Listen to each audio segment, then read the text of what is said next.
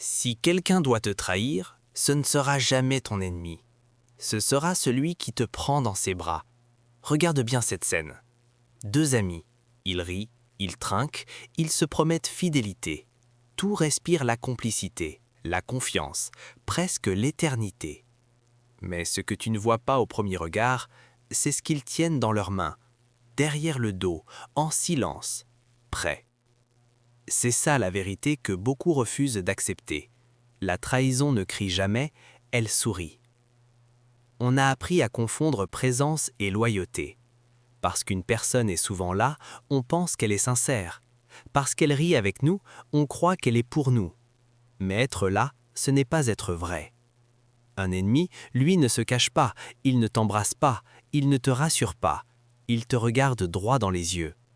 Le faux ami, lui, a besoin de ton étreinte. Il a besoin de ta confiance, parce que c'est la seule distance qui lui permet de ne pas rater son coup.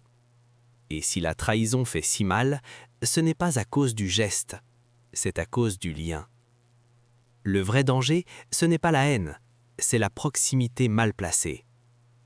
Mais soyons honnêtes, on accepte ça pourquoi? Par peur d'être seul. Alors on remplit nos vies de présence, même douteuses, on préfère être entouré de faux visages plutôt que de faire face au silence. Mais écoute bien ça, mieux vaut être seul que mal accompagné. Parce qu'une mauvaise compagnie ne fait pas que te ralentir, elle te détruit lentement. Alors ouvre les yeux. Observe ceux qui t'entourent quand tout va bien, mais surtout quand tout va mal. C'est dans l'épreuve que les masques tombent. Ton cercle ne doit pas être un lieu de passage, c'est un sanctuaire, et tout le monde n'a pas le droit d'y entrer. Retiens ceci. Certaines mains sur ton épaule aujourd'hui sont déjà prêtes à te pousser demain. Alors choisis bien. Parce qu'au final, il vaut mieux avancer seul dans le noir que d'être guidé par quelqu'un qui tient une lumière d'une main et un couteau de l'autre.